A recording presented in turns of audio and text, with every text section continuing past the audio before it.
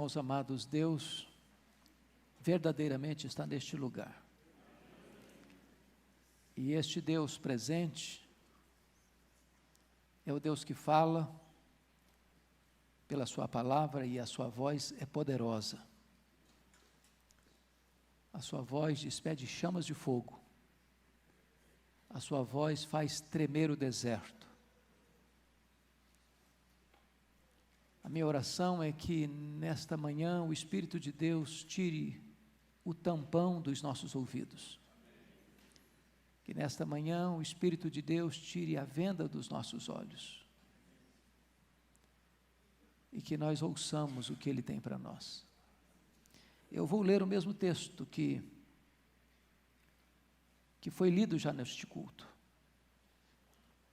Como a repetição é uma lei do aprendizado, vamos voltar a Joel capítulo 2. Joel capítulo 2. Versículo 12. Até o versículo 17. E depois leremos os versos 28 e 29. Ainda assim, agora mesmo, diz o Senhor, convertei-vos a mim de todo o vosso coração, e isso com jejuns, com choro e com pranto. Rasgai o vosso coração e não as vossas vestes, e convertei-vos ao Senhor vosso Deus, porque Ele é misericordioso e compassivo, e tardio em irar-se, e grande em benignidade, e se arrepende do mal. Quem sabe, se não se voltará e se arrependerá, e deixará após si uma bênção, uma oferta de manjares e libação para o Senhor vosso Deus. Tocai a trombeta em Sião, promulgai um santo jejum, proclamai uma assembleia solene, congregai o povo, santificai a congregação, ajuntai os anciãos, reuni os filhinhos e os que mamam. Sai o noivo da sua recâmara e a noiva do seu aposento. Chorem os sacerdotes, ministros do Senhor, entre o pórtico e o altar, e orem. Poupa o teu povo, ó Senhor, e não entregues a tua herança ao opróbrio, para que as nações façam escárnio dele, porque hão de dizer entre os povos, onde está o seu Deus? Versos 28 e 29. E acontecerá depois que derramarei o meu espírito sobre toda a carne. Vossos filhos e vossas filhas profetizarão, vossos velhos sonharão e vossos jovens terão visões. Até sobre os servos e sobre as servas derramarei o meu espírito naqueles dias. Amém. Irmãos queridos, eu estou convencido à luz das Escrituras, e tendo a história destes 20 séculos atrás de nós, de que a maior necessidade hoje da igreja, como foi no passado, é de experimentar um verdadeiro e genuíno avivamento. Nós não produzimos esse avivamento, nós não administramos esse avivamento, nós só poderemos preparar o caminho dele. Nós não podemos nos conformar com uma vida rasa, medíocre, pobre espiritualmente, quando Deus tem para nós riquezas insondáveis. Nós não podemos viver mergulhados numa vida árida, quando Deus tem para nós vida abundante. Nós não podemos nos contentar com gotas, quando Deus promete para nós rios de água viva, fluindo do nosso interior. E hoje, à luz desse texto, eu gostaria de pensar um pouco com vocês sobre este assunto. Primeiramente dizendo que este avivamento só começa quando você e eu, quando nós, povo de Deus, temos consciência da crise que se abate sobre nós e sobre a nossa nação. Quando você olha para o livro de Joel, antes de entrar no texto lido, ele relata uma situação de crise nacional, de um juízo de Deus sobre a nação, de um inimigo que vem com seu poderio militar e bélico para massacrar aquela nação de Israel. Os campos não produzem, a seca severa, o fogo devastador, os gafanhotos que estão devorando tudo. É uma cena cinzenta, é uma crise nacional, é um drama que atinge de cheio o povo de Deus.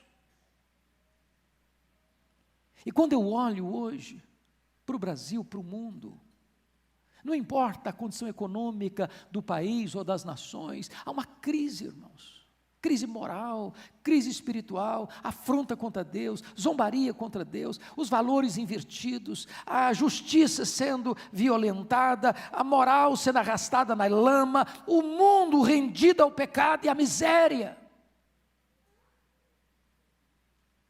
Você olha para o cenário religioso e vê tantas igrejas que já se afastaram da verdade, que já mergulharam no liberalismo teológico, que não creem mais na Bíblia, que não tem mais nenhum fervor espiritual, que não creem mais que essa palavra é inerrante, é infalível, é suficiente, estão vivendo um marasmo, um deserto espiritual. Você olha para o cenário religioso e vê igrejas e mais igrejas lotadas de pessoas buscando um misticismo, um sincretismo religioso, não querem Deus, querem apenas as bênçãos de Deus, trocam Deus pelas dádivas de Deus, mergulhadas numa espiritualidade completamente fora dos padrões divinos. Você olha para a igreja hoje e vê tanta gente com ortodoxia morta, dizendo-se ortodoxos, conservadores, mas áridos, secos como um poste, áridos como um deserto, sem vida, sem entusiasmo, sem alegria, sem brilho nos olhos, sem fogo no coração, sem fervor espiritual. E hoje, mais do que nunca, precisamos fazer uma análise do nosso coração. Porque se essas chuvas de Deus estão sendo retidas, não é porque os céus estão indiferentes, não é porque a mão de Deus está encolhida, não é porque os ouvidos de Deus estão surdos, não é porque Deus não tem mais interesse em reavivar a sua igreja. Se essas chuvas estão sendo retidas, há um impedimento no caminho, há uma barreira entre as chuvas e a terra seca, há certamente um obstáculo, e esse obstáculo chama-se pecado. E para que o avivamento chegue, amados, é necessário que entendamos esta mensagem do profeta Joel. E eu queria que você então pudesse olhar comigo o que está escrito. Avivamento começa também com esta volta para Deus. Volta para Deus. E como é que é essa volta? Qual o processo dessa volta? Em primeiro lugar, está escrito no verso 12: convertei-vos a mim. Nós temos muita religiosidade no Brasil, mas não se trata de religiosidade. Não é uma conversão a uma instituição religiosa, a um estilo de culto, a uma bandeira doutrinária, por melhor que ela seja. É uma volta pessoal, é uma conversão pessoal, é um relacionamento pessoal, é intimidade com Deus, é deleitar-se em Deus, é fazer de Deus o centro da nossa vida, da nossa conversa, dos nossos sonhos, dos nossos projetos, da nossa agenda. Eu pergunto, qual é o assunto ao redor da mesa, na nossa casa? Qual é o papo no restaurante? Qual é o papo nas férias? Qual é o papo nos passeios? O que que enche o coração? O que que faz brilhar os olhos? Mas mais do que isso, irmãos, essa volta precisa ser uma volta, diz o texto, com profundidade, de todo o vosso coração. Às vezes nós buscamos a Deus num momento de impulso emocional, onde nós falamos, onde nós choramos, onde nós nos alegramos, mas ao descermos as escadas do templo, ali mesmo no pátio do templo, parece que o papo é outro, parece que a conversa é outra, parece que o assunto é outro, parece que a tônica é outra, parece que os desejos são outros.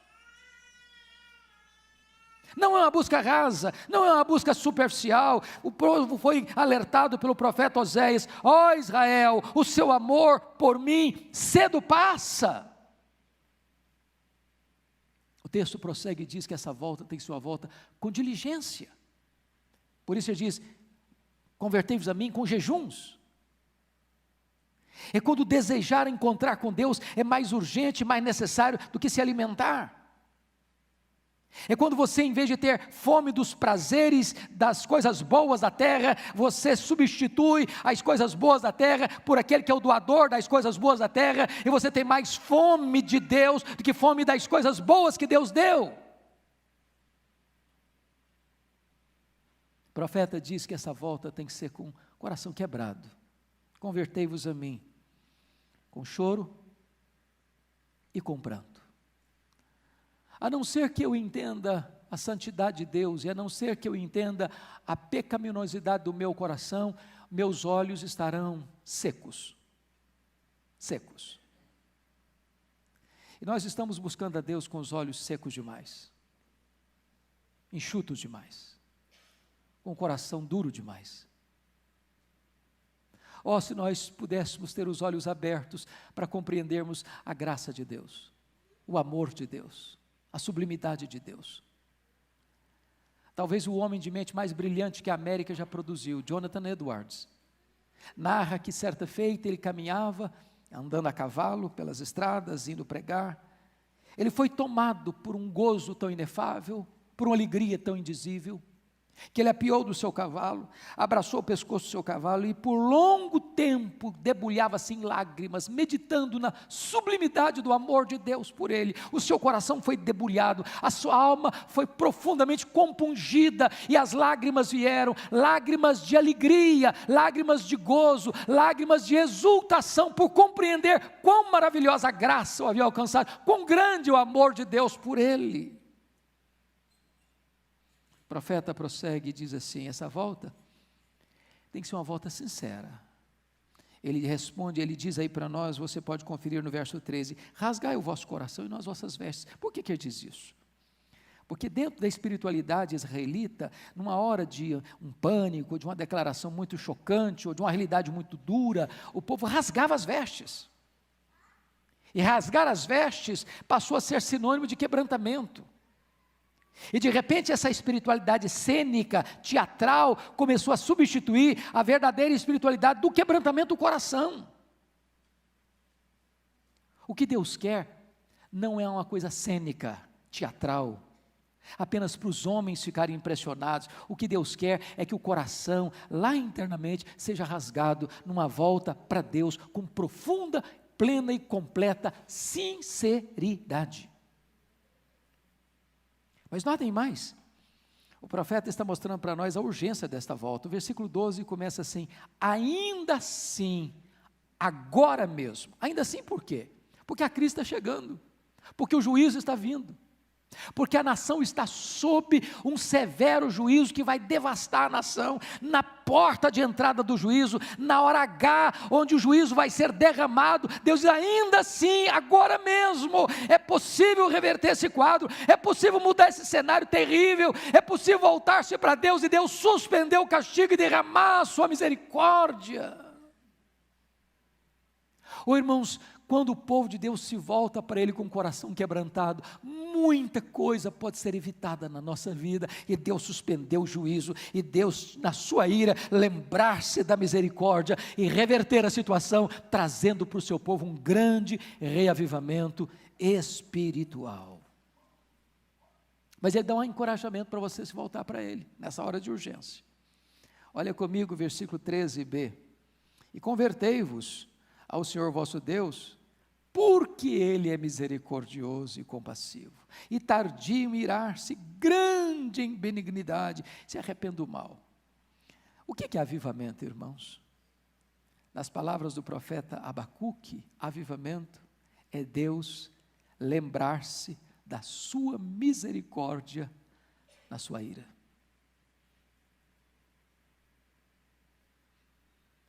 Os nossos pecados atraem a ira de Deus, ofendem a santidade de Deus. Mas quando Deus olha para o seu povo e vê um coração quebrantado, quando Deus olha para o seu povo e vê um povo sedento, então Deus diz: na minha ira, vou me lembrar da misericórdia, vou ser compassivo, eu vou abençoar, eu vou derramar sobre vocês o meu Espírito. Agora notem, quem é que deve participar deste avivamento? E é curioso que o profeta comece da seguinte maneira, a partir do versículo 15. Primeiro, tocai a trombeta em Sião. Significa o seguinte, que o juízo precisa começar na casa de Deus. Eu estou esperando que o mundo mude.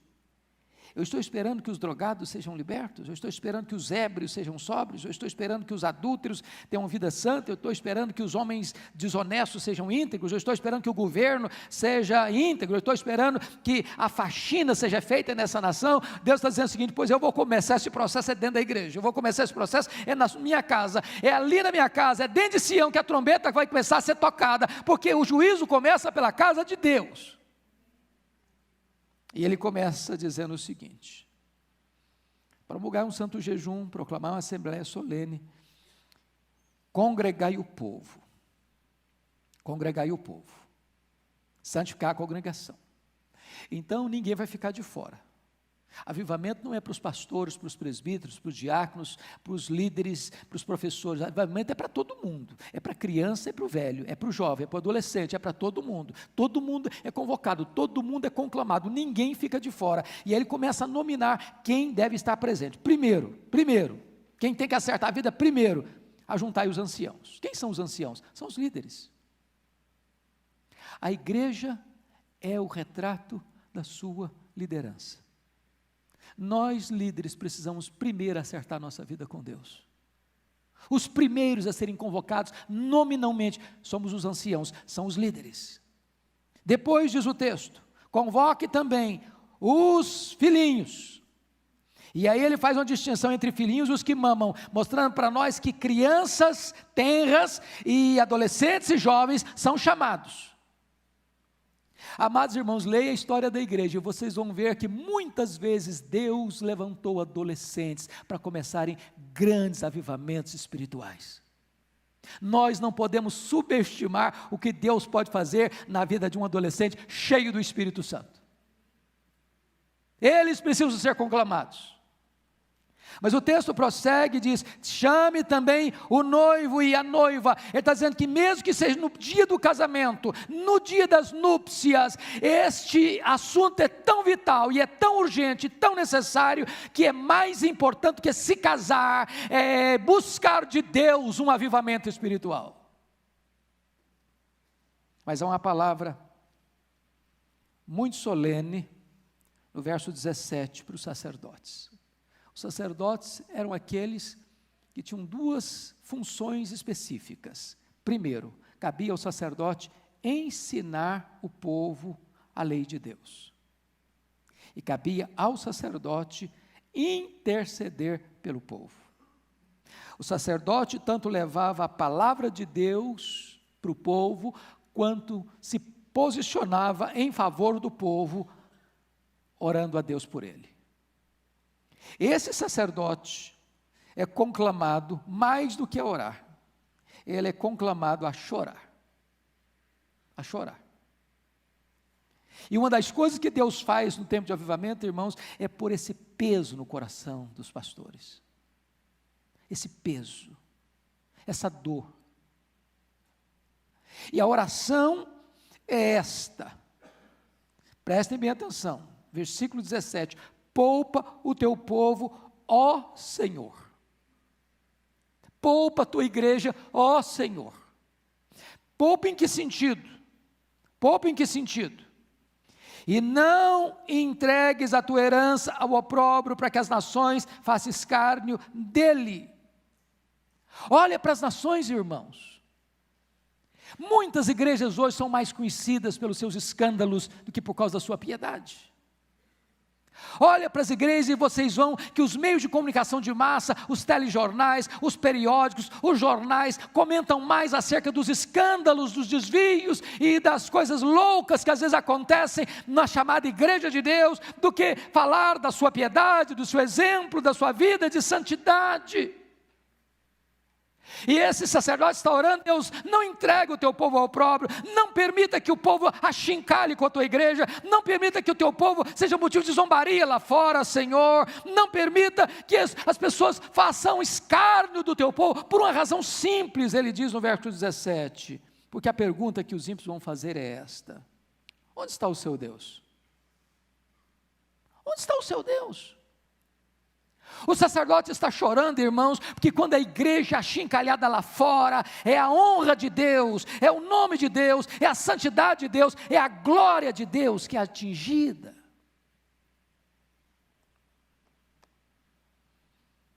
Mas agora notem vocês,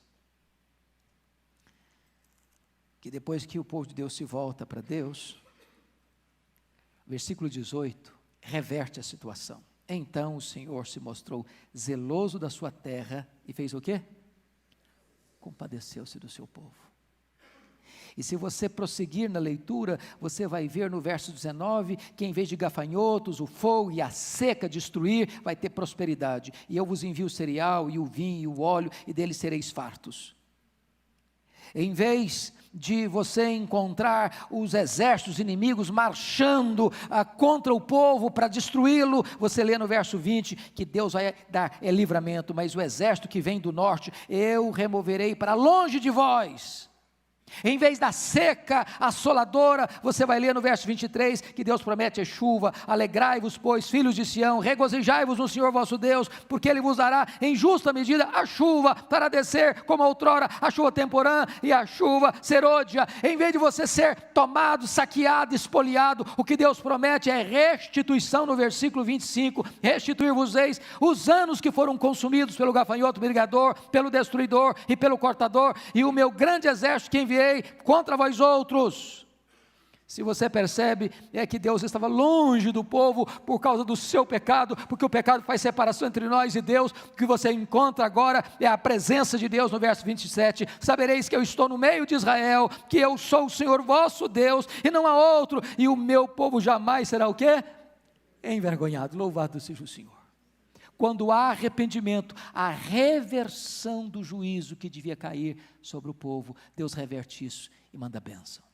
Agora, note comigo o verso 28. Por favor. Como é que esse avivamento culmina? E acontecerá depois. Notem isso. Não acontecerá antes. E acontecerá depois. Eu não promovo avivamento, eu não administro avivamento, mas eu preciso preparar o caminho para o avivamento. Acontecerá depois que derramarei o meu espírito sobre toda a carne. Essa promessa se cumpriu no Pentecostes. E ao cumprir-se no Pentecostes, Pedro diz algo importante, porque se fosse só ali, a gente podia pensar, bom, nós temos que olhar pelas lentes do retrovisor e apenas estudar a história. Mas Pedro disse, esta promessa é para vós, esta promessa é para os vossos filhos, esta promessa é para aqueles que ainda estão longe, esta promessa é para todos quantos o Senhor Deus chamar, esta promessa é para a Igreja Presbiteriana de Pinheiros, esta promessa é para hoje, 10 de fevereiro de 2019. Acontecerá? Depois. Depois de quê? Depois que nós não voltarmos para Deus. Depois que nós nos arrependermos. Depois que nós chorarmos. Depois que nós acertarmos a vida com Deus. Depois que os líderes, depois que os adolescentes, depois que as crianças, depois que os pastores se voltarem para Deus, Deus promete derramar sobre nós do seu Espírito. E essa bênção, irmãos, é uma bênção universal, significando o seguinte, sobre toda a carne. Sobre toda a carne significa o seguinte, não é para todos sem exceção, mas é para todos sem acepção. E aí ele vai definir que é uma bênção abundante, porque eu derramarei, não é gota, é um derramamento, é uma bênção segura, eu derramarei, é Deus quem promete, não é um homem. É uma bênção sem preconceito de sexo, filhos e filhas. É uma bênção sem barreira de idade, velhos e jovens. É uma bênção sem preconceito social, servos e servas. É uma bênção que traz esperança, irmãos. Vai ter sonhos, vai ter visões. Preste atenção o que está escrito aqui. Preste atenção. Vossos filhos e vossas filhas profetizarão, vossos velhos sonharão e vossos jovens terão visões. O que significa isso?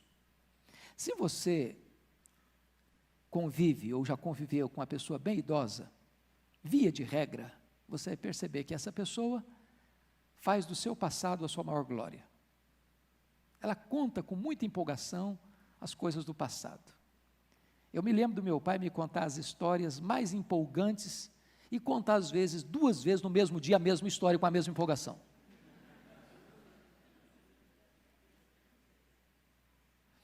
Quando diz que os vossos velhos sonharão, não está falando de sonho, de comer demais e sonhar de noite, não. Está falando de sonhos, de projetos. A pessoa está com a cabecinha branca, mas está sonhando com coisas novas de Deus.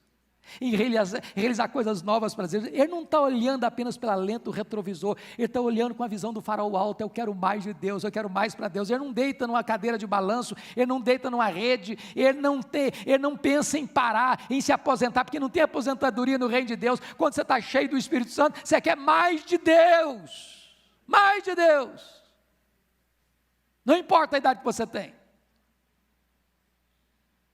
Mas olha o que acontece com os jovens. Vossos jovens terão o quê? Terão visões. Significa, jovem, basicamente, a ideia de que o jovem ainda não tem a devida experiência, a devida maturidade. Mas um jovem cheio do Espírito Santo, ele tem o quê? Visão. Ele abre os horizontes, ele tem o campo alargado, ele vê coisas grandes para serem feitas. Ele não vive apenas para atender o seu prazer imediato. Ele quer coisas grandes para Deus. Nós precisamos tanto, irmãos, que os de cabecinha branca têm o desejo de mais de Deus. Nós precisamos tanto que os nossos jovens e adolescentes tenham visão do que Deus pode fazer na vida deles e através da vida deles. Nós ansiamos tanto que este avivamento venha com grande graça e poder sobre todos nós. A pergunta que eu faço hoje é esta: a Igreja Presbiteriana de Pinheiros quer este avivamento? Deseja isso mesmo? Deus fez tantas coisas lindas, irmãos, no passado. De pegar uma igreja e levantá-la, e aquela igreja ser um instrumento para o avivamento da cidade, às vezes do país inteiro. Nós não podemos subestimar o que Deus já começou a fazer nesta igreja, e nós não podemos nos contentar com o que Deus já tem feito nesta igreja. Nós queremos mais. Nós não queremos nada que não venha de Deus, mas nós queremos tudo que Deus tem para nós. Nós não queremos ir 1 centímetro a mais do que Deus nos ensina na sua palavra, mas nós não queremos ficar 1 centímetro aquém do que Deus exige-nos na sua palavra. Eu queria orar com a igreja hoje. Eu anseio isso. E se você anseia, eu troquei o hino, vamos fazer um grande clamor aí, ajuda. Tá, você faz isso. Se você, Ele vai fazer. Se você anseia por isso, se você deseja isso, de todo o seu coração, eu queria que você hoje, num gesto que não é tão comum aqui em Pinheiros, mas que você se levantasse do seu lugar, viesse aqui à frente. Nós temos pouco espaço, mas não é o gesto físico, é a resposta do coração. Eu quero, Senhor, que comece em mim, meu Deus. Tu conheces a minha fraqueza, mas eu preciso disso. A nossa igreja precisa disso. Então, se você anseia, vem aqui à frente. Vamos levantar um clamor ao Senhor. O nosso pastor vai orar depois por nós. Você que está aí na galeria, talvez você pudesse vir para frente aí do vidro.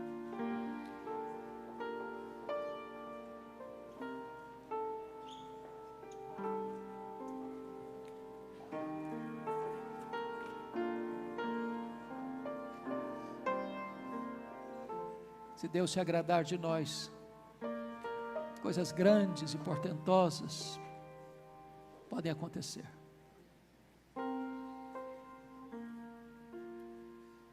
Agora é hora de choro, de pranto, de acerto com Deus. E você vai sondar o seu coração e perguntar a Deus: o que é que eu estou fazendo? Está entristecendo o Espírito Santo. Me ajude, Senhor. Abra os meus olhos, meu Deus. Eu não quero ouvir e voltar a ser o mesmo. Eu não quero ouvir e voltar para casa e continuar do mesmo jeito. Toca a minha vida, toca o meu coração. Transforma a minha vida, Senhor. Restaura a minha sorte. Renova-me. Pastor Arival, por favor.